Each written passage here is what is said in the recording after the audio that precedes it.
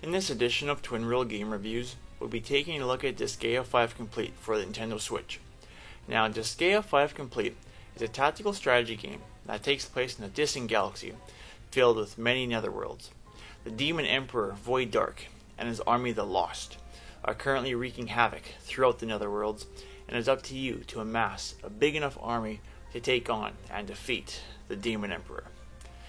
Now, some of the things I enjoyed about this game is one, the amusing story. The developers put a lot of time and effort, from how I feel, into the story to make it really humorous. There's a lot of times I was chuckling because of the comments and the various things that were said. Definitely enjoying the story quite a bit. Not a kid's story though. I definitely wouldn't have little kids be playing this game. The other thing for me are the visuals. I really enjoy the visual effects, the animations, the music in the game as well. Definitely a lot of effort put into that. The other thing for me is there's 2 languages in the game for voice acting. You do have the standard English for out here, and you also have the Japanese. And so for me, that is definitely a plus, because some people like the undubs, and so this gives you the option of both. Another thing for me is that there are many classes to take care of in this game, or to look for in the game. You've got over 40 classes to work with. And apart from that, there are also many ways to upgrade your characters.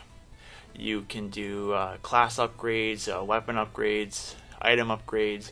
It's insane the different amount of upgrades that you can do in this game. You also have a lot of reasons to grind in this game. To obviously do a lot of level boosting, because this game allows you to do up to level 9,999 floor levels. So that is pretty insane. You can also do a lot of grinding in side missions that you do for upgrading your items, upgrading, getting new characters in quests, clear bonuses on maps, stat bonuses, different squads you can join into and upgrade their abilities. It's just insane the amount of things that you have to grind to level up. Then there's a trophy system, there's game records, there's the PS4's DLC content which is included with this game. They really packed in everything and the kitchen sink when it comes to content for this game.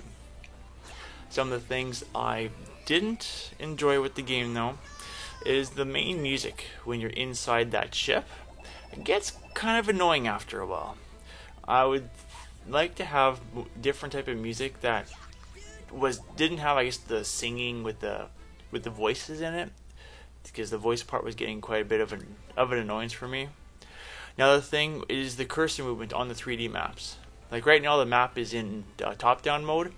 This way we went in 3D mode. I find when you're moving the cursor around, it doesn't always get on the exact spot you're wanting. It's always just off.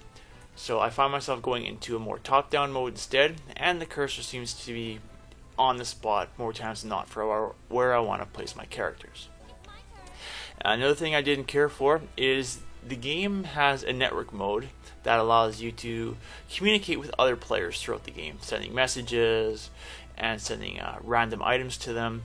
But if you put the game into like sleep mode and you go away for a while and you come back from sleep mode, what happens is the network mode stays on, but the game doesn't realize that it's actually off because it's being put into sleep mode. And so then what you have to do is you actually have to go into the game, then you got to turn off the network mode, turn it back on, and then it actually starts working. And when you do turn off the network mode, it actually says, oh, I can't connect because the system went to sleep. And so yeah, that's actually a bug that needs to be fixed. And so another thing for me is the fact it's a mixed bag, this one, because like I said, there's a ton of items or a ton of ways to do grinding in the game to level up so many different stats. But that's also a downside, because as you go through the game, enemies get progressively harder, and the game is kind of pushing towards grinding, get your characters up to be able to then go and continue on throughout the game. So the grinding is good, but it's also bad, because some people may not want to spend, hundreds of hours getting your characters to the right place to do all this extra stuff. But all in all, it's a fantastic game. I've been having a lot of fun playing the game. I would definitely recommend this game to anyone who's into tactical strategy games and want to play these type of games.